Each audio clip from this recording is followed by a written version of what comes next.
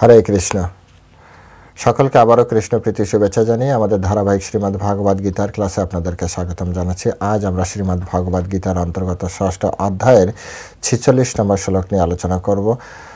এই শ্লোকে সমস্ত যোগের মধ্যে কোন যোগটি শ্রেষ্ঠ সেই বিষয়ে পরমেশ্বর ভগবান নিজে তার নিজস্ব অভিমত প্রদান করছেন। সুতরাং শ্লোকটি অত্যন্ত গুরুত্বপূর্ণ। যারা যোগ সাধনা করতে চায় বা বিভিন্ন ধরনের যোগ সাধনার ভিতরে কোন যোগটি শ্রেষ্ঠ ভগবানের মুখ দিয়ে শুনে নিলেই আমাদের জন্য ভালো। তো আমরা শুরু করার প্রথমে ছোট্ট একটা অনুরোধ, যারা চ্যানেলের প্রথমে এসেছেন অবশ্যই চ্যানেলটি সাবস্ক্রাইব করবেন, ভালো লাগলে লাইক এবং আপনার বন্ধুদের কাছে শেয়ার করবেন। তো চলুন শুরু করি। নম ওম বিষ্ণুপাদায় কৃষ্ণ প্রেষ্ঠায় ভূতলে শ্রীমতে ভক্তি বেদান্ত স্বামিনীতি নামিনে নমস্তে সরস্বতী দেবী গৌরবাণী প্রচারিণে নির্বিশেষ শূন্যবাদী পাশ্চাত্য দেশতারিণে বাঞ্ছাকল্পতরুর্ভশ্চ কৃপা সিন্ধুভ্যেব চ পতিতানাং পাবনেভ্যো বৈষ্ণবেভ্যো নমো নমঃ। জয় অনন্ত কোটি বৈষ্ণববৃন্দ কি জয়, শিলা প্রভুপাদ কি জয়, শ্রীমদ্ ভাগবত গীতা শ্রবণকারী ভক্তবৃন্দ কি জয়, নিতাই গৌর সীতানাথ প্রতি প্রেমানন্দে হরি বল। হরে কৃষ্ণ।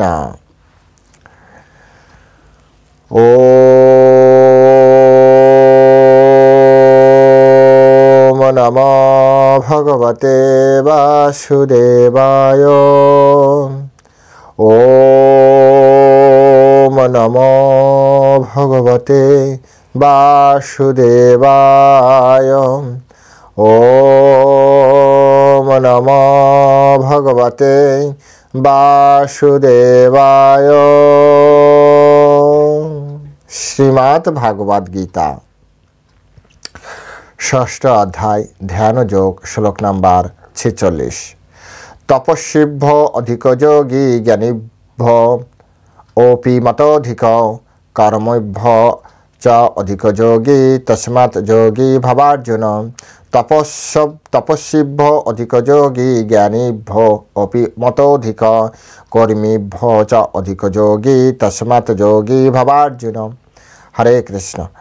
এখন আমরা এই সংস্কৃত শ্লোকের শিল প্রভুপাদ কর্তৃক যে বাংলা ভাষানুবাদ দেওয়া হয়েছে সেই ভাষানুবাদ আমরা শ্রবণ করার চেষ্টা করব। চলুন শুনি। অনুবাদ: যোগী তপস্বীদের চেয়ে শ্রেষ্ঠ, জ্ঞানীদের চেয়েও শ্রেষ্ঠ এবং সকাম কর্মীদের চেয়েও শ্রেষ্ঠ। অতএব হে অর্জুন, সর্ব অবস্থাতেই তুমি যোগী হও। আমি আরেকবার পড়ছি। যোগী তপস্বীদের চেয়ে শ্রেষ্ঠ, জ্ঞানীদের চেয়ে শ্রেষ্ঠ এবং সকাম কর্মীদের চেয়েও শ্রেষ্ঠ। অতএব হে অর্জুন, সর্ব অবস্থাতেই তুমি যোগী হও। হরে কৃষ্ণ। জয় শিলা প্রভুপাদ কি জয়। তো এখন আমরা শিলা প্রভুপাদ কর্তৃক এই সংস্কৃত শ্লোকের উপরে যে তাৎপর্য দেওয়া হয়েছে সেই তাৎপর্যের আলোকে আমরা এই শ্লোকটি হৃদয়ঙ্গম করার চেষ্টা করব। আমরা আমাদের জীবন চলার পথে আমরা যে যোগ সাধনা করছি, যে যোগ সাধনার মাধ্যমে আমরা কৃষ্ণকে পাওয়ার জন্য প্রয়াস করছি, চেষ্টা করছি, আমরা তার ভিতরে বেছে নেব যে কোন যোগটি শ্রেষ্ঠ এবং সেই শ্রেষ্ঠ যোগটি আমরা করব। এখানে স্পষ্ট করে বিভিন্ন যে পন্থা, ভগবানকে প্রাপ্তি করার বিভিন্ন পন্থা, সেই পন্থার ভিতরে কি কি বলছেন? তপস্যা। বিভিন্ন ধরনের তপস্যা রয়েছে, আপনার বার ব্রত তিথি এগুলো পালন করা। তো এই তপস্যা রয়েছে। তপস্যার ভিতরে তপস্বিভ্য অধিক যোগী, তার থেকে শ্রেষ্ঠ হচ্ছে যোগী। তারপর বলছে জ্ঞানীভ্য, জ্ঞানের মাধ্যমে আমরা ভগবানকে জানতে পারি, অর্থাৎ বিভিন্ন শাস্ত্রগ্রন্থ বা বিভিন্ন ধরনের জ্ঞান চর্চার মাধ্যমেও আমরা ভগবানকে জানতে পারি। তো বলছে যে ভগবান নিজে বলছে জ্ঞানীভ্য ওপি মত অধিক, আমার মত জ্ঞানীর থেকেও অধিক হচ্ছে এই যোগী।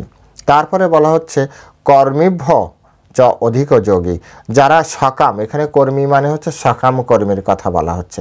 তাই সকাম কর্মে যারা সবসময় রত আছে তাদের থেকে যোগী যোগ সাধনা অত্যন্ত শ্রেষ্ঠ।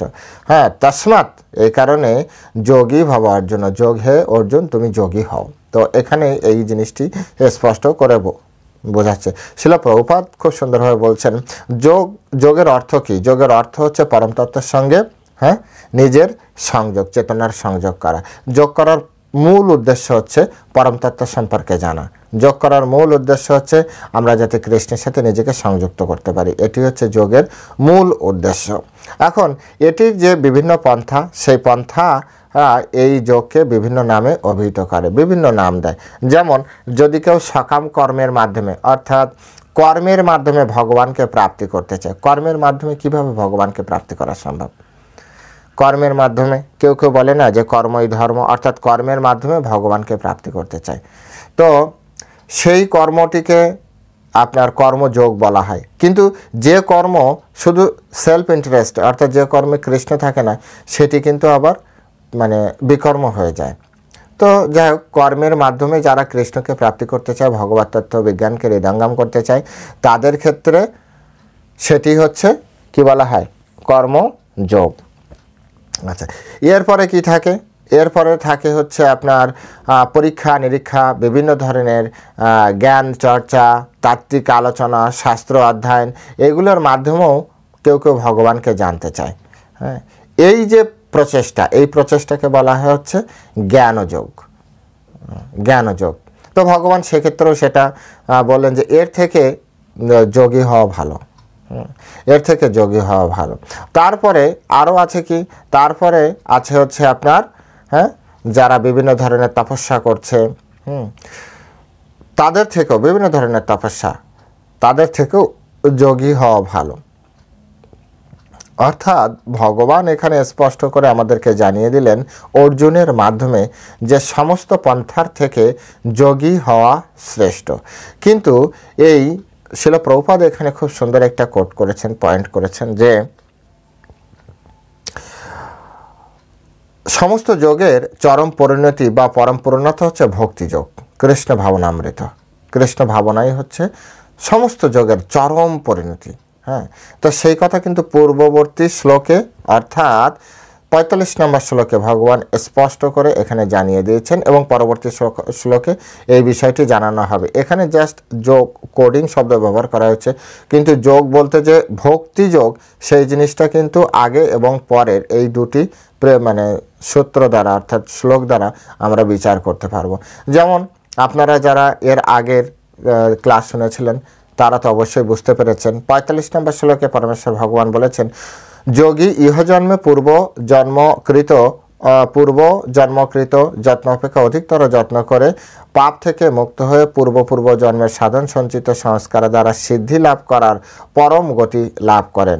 অর্থাৎ সে অধিক থেকে অধিকতর তপস্যা মানে ভগবানের প্রতি আকৃষ্ট হবে এবং সে এই সাধন সঞ্চিত যে সংস্কার, সেই সংস্কারের দ্বারা সে পরম গতি লাভ করবে, অর্থাৎ আরও বেশি ভগবত ভজন সে শুরু করবে।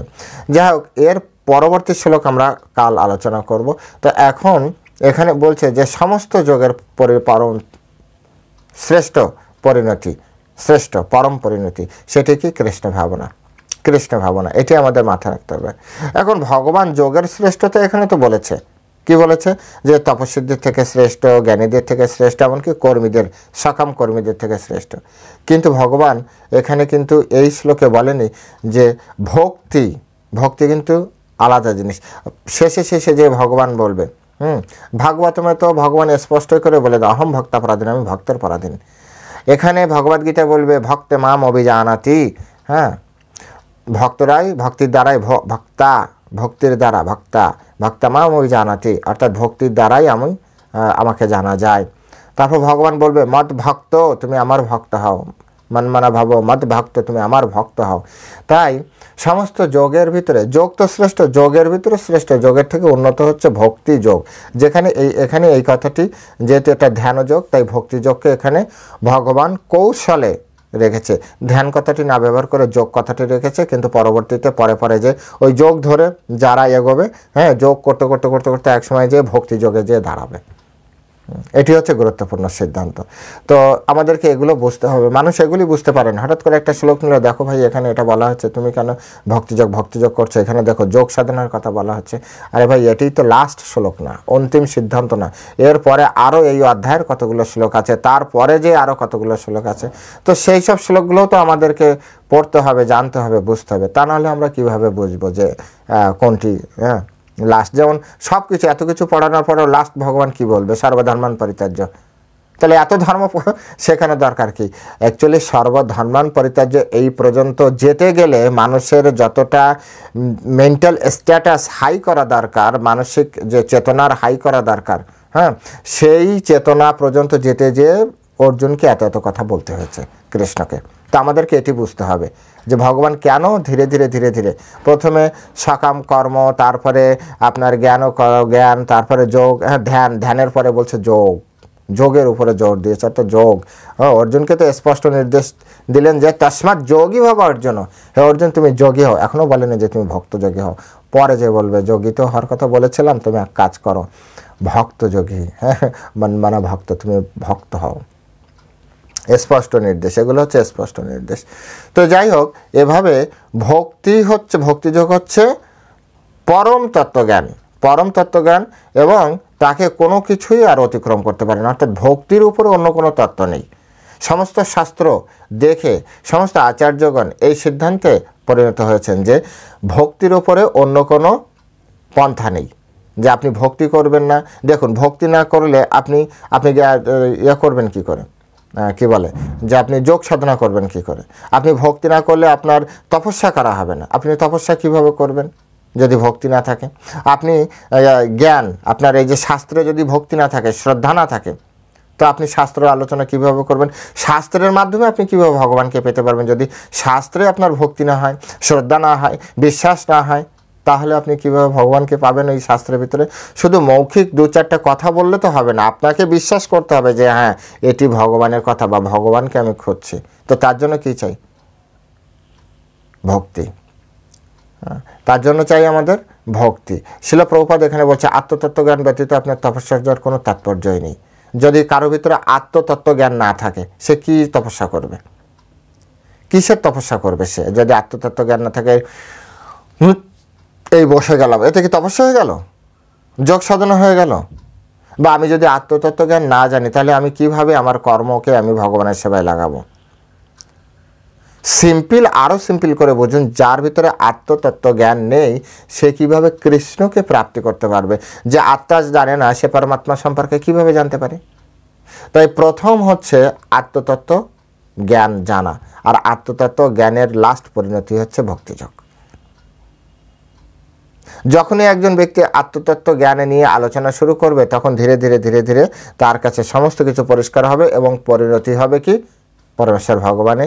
জীবের স্বরূপ হয় কৃষ্ণ নিত্যদাস, কৃষ্ণের তটস্থ শক্তি ভেদাভেদ প্রকাশ। কৃষ্ণের তটস্থ শক্তির অন্তর্গত এই আত্মা। তাই আত্মতত্ত্ব জ্ঞান সবার আগে। এই জন্য ভগবান কোনো কিছু শুরু করার আগে দ্বিতীয় অধ্যায় সাংখ্যযোগে আত্মতত্ত্ব জ্ঞান প্রদান করেছেন। অর্জুনকে বুঝিয়েছেন যে অর্জুন, তুমি এই শরীর নও, তুমি হচ্ছে চিন্ময় আত্মা। এটাকে বলে আত্মতত্ত্ব জ্ঞান। এটাকে বিভিন্নভাবে দাঁড় করিয়েছেন। দ্বিতীয় অধ্যায় পুরোটাই দাঁড় করিয়েছেন আত্মতত্ত্ব জ্ঞানের উপরে। তো প্রথমে আমাদের কি দরকার? আত্মতত্ত্ব জ্ঞান। আত্মতত্ত্ব জ্ঞান থাকতেই হবে। আচ্ছা, তারপরে শিল প্রভুপাদ খুব সুন্দরভাবে বোঝাচ্ছে যে ভগবানে শরণাগতি না হয়ে গবেষণামূলক জ্ঞানও সম্পূর্ণ নিরর্থক। ভগবানের যার শরণাগতি নেই, যে ভগবানকে বিশ্বাস করে না। হ্যাঁ, আমাদের এখানে অনেক ব্যক্তি আছে, অনেক বড় বড়, হ্যাঁ গীতা তো জানি, গীতার অমুক শ্লোক এটা বলেছে, অমুক শ্লোক এটা বলেছে। আস্তে আস্তে পিছন দিকে ঘুরিয়ে দেখি তার শিখা আছে কিনা, কপালে দেখি তার তিলক আছে কিনা, গলায় দেখি তার কণ্ঠিমালা আছে কিনা, ধীরে ধীরে শুনি সে প্রসাদ ভুজি কিনা, ঘরে সে সত্যি করে ভগবানের পূজা করে নাকি আরও অন্য কারো পূজা করে।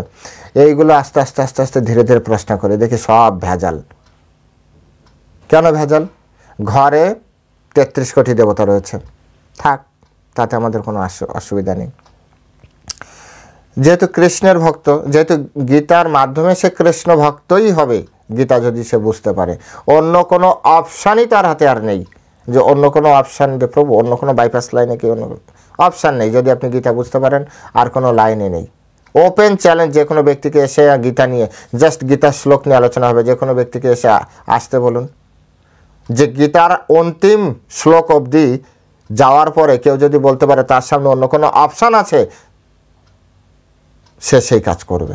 শুধু সে না, আমিও তার সাথে সেই কাজ করব। গীতার উদ্দেশ্য হচ্ছে কৃষ্ণের চরণে।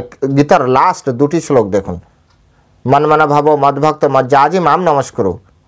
আর তারপরে বলেছে সর্বধর্মান পরিত্যাজ্য মাম একম শরণম ব্রজ। মাম একম মানে কি? একমাত্র আমাকে। মাম মানে আমাকে, একম মানে একমাত্র আমাকে। মাম একম শরণম ব্রজ। তো আর আপনার অপশান কোথায়? অপশান আছে, আপনার অপশান আছে আমার হাতে, যারা গীতা বুঝবে তারা কৃষ্ণের চরণে আত্মসমর্পণ করবেই করবে। হ্যাঁ, যারা বুঝতে পারবে না তারা কাময়ী তৈতৈরিতজ্ঞানা প্রপদ্যন্তন্য দেবতা। ভগবদ্গীতা ভগবান তাও বলে দিয়েছে কারা দেবদেবতার কাছে যাচ্ছে। তাই এখানে বলছে যে আপনার যদি ভগবানের পুরনো শরণাগতি না থাকে, আর আপনি যতই জ্ঞান আলোচনা করেন, যতই গবেষণা করেন, যত উপনিষদ বের করেন, যত গীতা বের করেন, বেদ বের করেন, বেদে আপনারা পড়েন বেদের মন্ত্র সবারই এই মন্ত্র মুখস্থ আছে। ওম তদ বিষ্ণু পরম পদম সদা পশ্যন্তি সুরায় দিবীব চক্ষুরাততম। আপনারা পড়েননি, সবাই তো ছোটবেলা থেকে পড়েছেন বেদ, আমরাও পড়িনি, কিন্তু এই শ্লোক তো স্কুল থেকে পড়ানো হয়। ওম তদ বিষ্ণু, সেই বিষ্ণু, তদ বিষ্ণু, ওম সেই বিষ্ণু, তদ বিষ্ণু পরম পদম সর্বশ্রেষ্ঠ পদ। পরম মানে শ্রেষ্ঠ, সর্বশ্রেষ্ঠ, পদম অর্থাৎ যত যত দেবদেবতা আছে, অগ্নি বলেন, বরুণ বলেন, এ বলেন, তা বলেন, সবার থেকে ইন্দ্র বলেন, সবার থেকে শ্রেষ্ঠ পদ হচ্ছে বিষ্ণুর পদ। হয়ে গেল, একই তো কথা। কে বলেছে বেদে ভগবানের কথা নেই? মন্ত্র যখন আপনি শুদ্ধভাবে বোঝার চেষ্টা করবেন, এটাই হচ্ছে শিল প্রভুপাদের মানে অশেষ কৃপা। শিল প্রভুপাদ আমাদেরকে এইটুকু কৃপা করে গিয়েছেন যে শাস্ত্র উনি এমনভাবে ডিজাইন করেছে, বিশেষ করে শ্রীমদ্ ভগবদ্ গীতা, যথাযথ শ্রীমদ্ ভাগবতম, এমনভাবে প্রত্যেকটা সংস্কৃত শ্লোকের উনি যেভাবে শব্দার্থ করে দিয়ে গেছেন, এই শব্দার্থ অনুযায়ী কেউ যদি কিছুদিন, আমি তো বলি 3 থেকে 6 মাস যদি খুব সিরিয়াসলি পড়ে, সে সংস্কৃত বুঝতে পারবে। হ্যাঁ, অনর্গল সংস্কৃতিতে আমরা কথা বলতে পারি না, কিন্তু সংস্কৃত দেখলে সেটার ভিতরে যে কি মানে জাস্ট মানে আসে, সেটি অন্তত বোঝার মতো ক্ষমতা রয়েছে, সেটি বোঝার মতো ক্ষমতা তৈরি হয়েছে। হয়তো অ্যাজ ইট ইজ নাও হতে পারে, কখনো কখনো খুব জটিল যে শব্দগুলো সেগুলো হয়তো মানে নাও বের করতে পারি, কিন্তু শিল প্রভুপাদের কৃপায় এইটুক হয়েছে কমসে কম চলার মতো সংস্কৃত বুঝতে পারি। তো এটা তো সিম্পল বিষয়, আপনারাও বুঝতে পারবেন যদি আপনারা এই শাস্ত্র মানে শ্রদ্ধাশীল হন। তাই এখানে শিল প্রভুপাদ বলছেন যদি ভগবানের শরণাগতি না হয় তো গবেষণার কি মূল্য আছে? আপনি যার জন্য গবেষণা করবেন সেটিই আপনি বিশ্বাস করেন না। একটা ইনভেস্টিগেটর যদি আপনার ইনভেস্টিগেশনের নামে এবং সে যদি আগে থেকে শিওর হয়ে যায় যে এটি ওই নয়, তাহলে সে ইনভেস্টিগেশন করেই বা কী করবে? যেমন আমরা যখন অনার্স পড়তাম তখন আমাদের গবেষণা নামে একটা পার্ট ছিল। গবেষণা করার আগে গবেষকের লক্ষণ ওখানে বলা হতো। গবেষক কোন কোন তার ক্যারেক্টার, তার ভিতরে একটি হচ্ছে গবেষক সবসময় নিউট্রাল হবে। গবেষক যদি কখনো পক্ষপাতিত্ব করে তাহলে তার গবেষণার রেজাল্ট চেঞ্জ হয়ে যাবে। ভালোকে খারাপ দেখবে, খারাপকে ভালো দেখবে। তাই গবেষক সবসময় নিউট্রাল থাকতে হবে, তাকে সবসময় নিরপেক্ষ থাকতে হবে। সে কোনো জায়গায় বলতে পারবে না যে আমি এটার পক্ষে বা ওটার পক্ষে। সে যা পাবে এটাই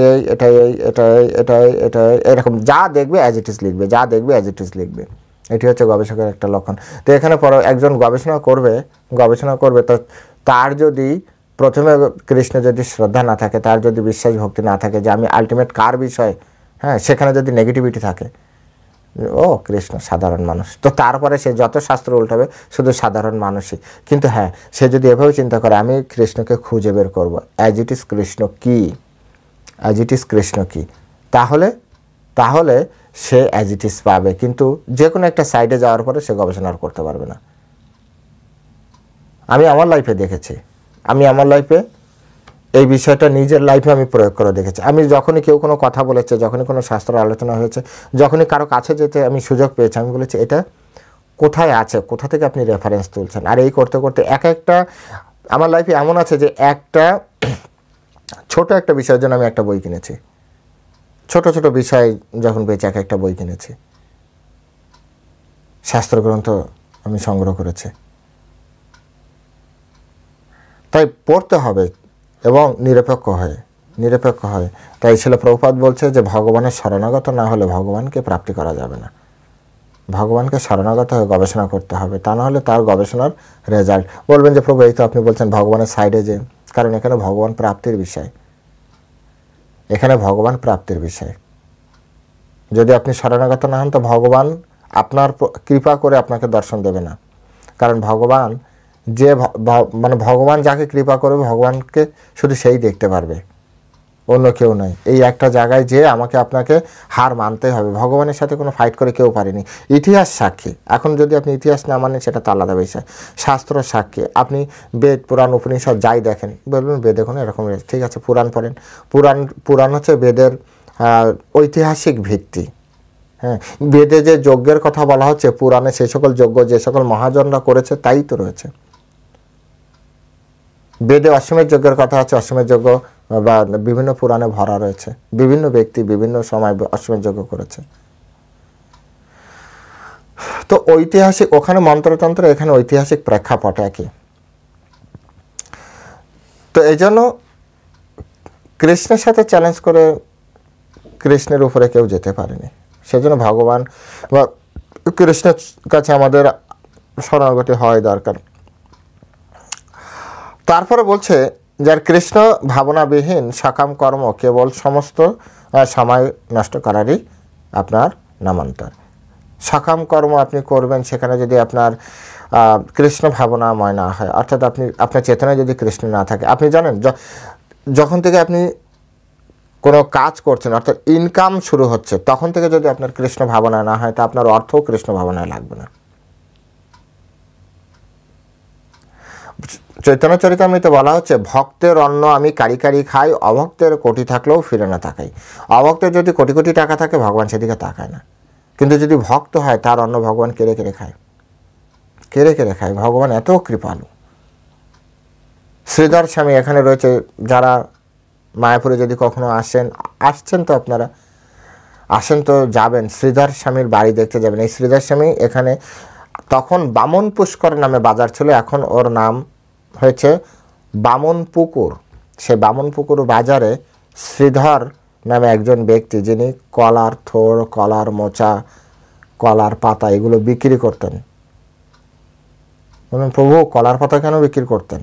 কলার থোড়, কলার মোচা তো মানুষ খায়। আগে কলার পাতা প্রতিদিন মানুষ কিনতো বিভিন্ন জায়গায়, যে বৈষ্ণব সেবা বলেন বা অনেকে গৃহেও প্রতিদিন কলার পাতায় খেতেন।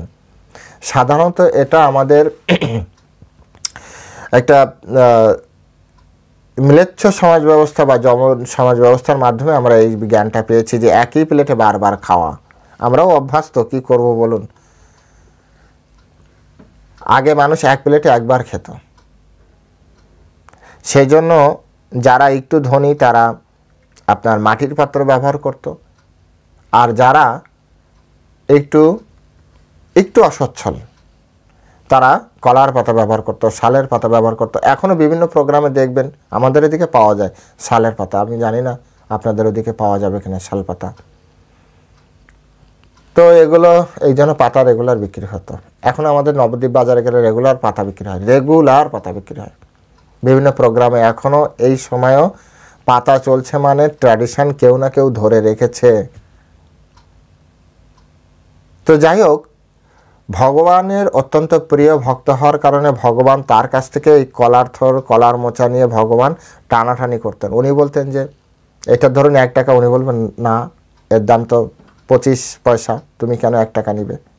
এইভাবে জিনিস নিয়ে, হ্যাঁ, শ্রীধর বলতো, তুমি ব্রাহ্মণের ছেলে, তুমি এরকম করো না। হ্যাঁ, আমি কেন মিথ্যা বলবো? আমি জীবনে কখনো মিথ্যা কথা বলিনি। চৈতন্য মহাপ্রভু বলতে, তুমি তো লোককে ঠকিয়ে টাকা নিচ্ছ। হ্যাঁ, কলা গাছের তো মোচা নিয়ে এসে তুমি আবার এতগুলো টাকা নিচ্ছ, দাও আমাকে দাও। শ্রীধর স্বামী যা টাকা লাভ করতেন, সেই টাকার অর্ধেক টাকা দিয়ে প্রতিদিন গঙ্গা পূজা করতেন, আর অর্ধেক টাকা দিয়ে তিনি করতেন। তারপরেও ভগবান জানে, সবাই জানে শ্রীধর অত্যন্ত সাধু ব্যক্তি। তথাপি চৈতন্য মহাপ্রভু ওনার কাছে যেই বার্গেনিং, সব থেকে বেশি বার্গেনিং, এত বার্গেনিং করতো যে চৈতন্য ভাগবতে পৃষ্ঠাকে পৃষ্ঠা শুধু শ্রীধর স্বামী, চৈতন্য চরিতামৃতে শ্রীধর স্বামী, এত বার্গেনিংয়ের কি জোর দেখেছেন? চৈতন্য মহাপ্রভুর হৃদয়ে বসেছিল শ্রীধর স্বামী। আমি বলছি, ভক্তের অন্ন আমি কারি কারি খাই, অভক্তের কোটি থাকলেও ফিরে না তাকাই। এই জন্য চেষ্টা করতে হবে ভগবানের ভক্ত হওয়ার জন্য। ভগবানের ভক্ত হওয়া অত্যন্ত সহজ, আবার দুরূহ।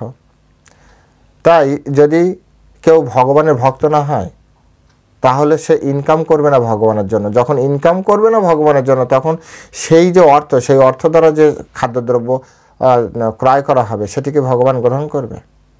সেটি দিয়ে যখন রান্না করা হবে, সেটি তো বলবে না এটা তো আমার না। ভগবান নিমিত্ত কারণ দেখে, ভাবগ্রাহী জানার জন্য মনের ভাব ভগবান দেখে। অর্থাৎ শুরু হয় তো আপনার প্রথম মনোভাব থেকে। প্রথমে মনোভাব, আপনি যে চাকরি করেন, ব্যবসা করেন, সেই ব্যবসাটাকে ভগবানের ভাবতে হবে। ভগবানের কম নেই যে আপনার ব্যবসার টাকা নিয়ে ভগবানকে চলতে হবে।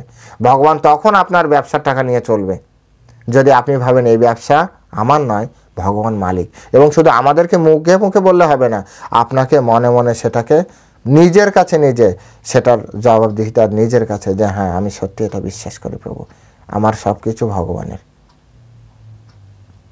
যদি এইরকম সিচুয়েশন হয়, যদি এইরকম সিচুয়েশন হয়, তাহলে ওর লস তো জীবনে যাবেই না, প্রফিটই হতে থাকবে। কিন্তু ওই প্রফিট দিয়ে ওটা, কারণ ভগবান জানে এটা আমার, আর ওখান থেকে যা কেনা হবে তাও ভগবানের, তাই দিয়ে যা রান্না হবে তাও ভগবানের, সেটাই যে ভগবানের লাগবে। মাঝখানে হঠাৎ করে ছেলে বলেছে মা চাউমিন খাবো, আপনি চাউমিন বানিয়ে এনে আপনার এইভাবে খাস না, ভগবানকে না দিয়ে খেলে কিন্তু পাপ হবে। শিখে গিয়েছেন তো ভগবানকে টুক করে দিলেন, যা তুমি চাউমিন খাও। ভগবান বলে আরে আমি তোমার কাছে এখন চাউমিন চাইনি, আর এখন তো খাবারের সময় না আমার, তুমি এখন কেন চাউমিন দিবে? না আমার ছেলেটা চেয়েছে তো, তুমি না খেলে আবার পাপ খাওয়া হবে, তুমি একটু খাও না প্লিজ। ভগবান খেয়ে নিল। ভগবান খেলো, নিমিত্ত কারণ চেঞ্জ হয়ে গেল। আপনিই বিচার করুন। নিমিত্ত কারণ তো সন্তান, নিমিত্ত কারণ ভগবান ছিল না। সেই জন্য কৃষ্ণ ভাবনাবিহীন যে সকাম কর্ম, এটা কি হয়ে যাচ্ছে? শুধুমাত্র সময়ের অপচয় করা হচ্ছে। তাই এই সূক্ষ্মাতি সূক্ষ্ম বিষয়গুলো বোঝার জন্য আমাদের শ্রীমদ্ ভাগবত গীতা যথাযথ এগুলো পড়া দরকার। এগুলো পড়লে না আমরা বুঝতে পারবো, শিল প্রভুপাদের কৃপায় আমরা বুঝতে পারবো। তাই সকাম কর্ম এখানে কাজ করছে না। তাই এই সমস্ত যোগের মধ্যে ভক্তিযোগী শ্রেষ্ঠ। হ্যাঁ, ভক্তিযোগী শ্রেষ্ঠ। পরবর্তী শ্লোকে সেই বিষয় নিয়ে আলোচনা হবে। তাই প্রত্যেকে আমরা অনুরোধ করি যে আপনারা সুন্দরভাবে শ্রীমদ্ ভাগবত গীতা পড়ুন। এই শ্রীমদ্ ভাগবত গীতার ভিতরে পরমেশ্বর ভগবানকে জানার সবথেকে সহজ সুন্দর উপায় পরমেশ্বর ভগবান নিজেই বলে দিয়েছেন। কিভাবে আমরা ভগবানকে জানতে পারি? আমরা যদি একটার পর একটা শ্লোক পড়ে পড়ে এগোতে থাকি তাহলে আমাদের কখনোই ভুল হবে না। কৃষ্ণকে চিনতে আমাদের একটুও ভুল হবে না। কৃষ্ণই হচ্ছেন পরমেশ্বর ভগবান, কৃষ্ণই হচ্ছেন আমাদের সব কিছু, কৃষ্ণই হচ্ছে এই জগতের সমস্ত কিছু। তাই তো ভক্তিবিনোদ ঠাকুর বলেছেন, রাখবি মারো যো ইচ্ছা তোহার, তুমি আমাকে রক্ষা করো অথবা মেরে দাও, তোমার যা ইচ্ছা হয় তুমি তাই করো। তো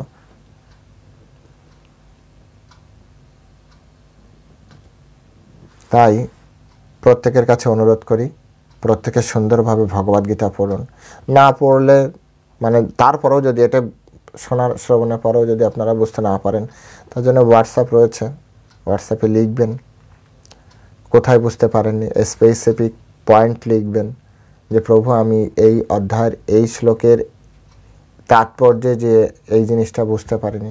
আমরা আপনাদের সাথে কন্ট্যাক্ট করার চেষ্টা করব, আপনাদের সময় নেব, আমাদের সময় বের করে তারপরে আপনাদের সাথে কথোপকথনের মাধ্যমে বিষয়টা ক্লিয়ার হওয়া দরকার। তো ঠিক আছে, আজ এখানেই এই পর্যন্ত রাখছি, এই শ্লোকে বিশ্রাম রাখছি। এই শ্লোকের জয় শ্রীল প্রভুপাদ কি জয়। ভালো থাকবেন। আর এই আলোচনার মাধ্যমে যারা শুনছেন তারা যদি জানেন যে আসলে মানুষের উপকার হবে, তাহলে আমি আপনাদের কাছে বিশেষ অনুরোধ জানাই, আপনার পরিচিত সমস্ত বন্ধু বান্ধব আত্মীয় স্বজন, আপনার যত সোশ্যাল মিডিয়ায়, আপনার দেশ বিদেশ বিভিন্ন জায়গার যত পরিচিত অপরিচিত ব্যক্তি যারা যারা আছে সকলের কাছে এই ভিডিওগুলো পাঠিয়ে দেন। যদি মনে করেন যে আপনার উপকার হচ্ছে বা এর মাধ্যমে উপকার হবে, তাহলে এই চ্যানেলটা প্রচারের দায়িত্ব আপনাদের উপরে ছেড়ে দিলাম আমি। এই ভিডিওগুলি প্রচার করুন। হরে কৃষ্ণ। জয় শিল প্রভুপাদ কি জয়।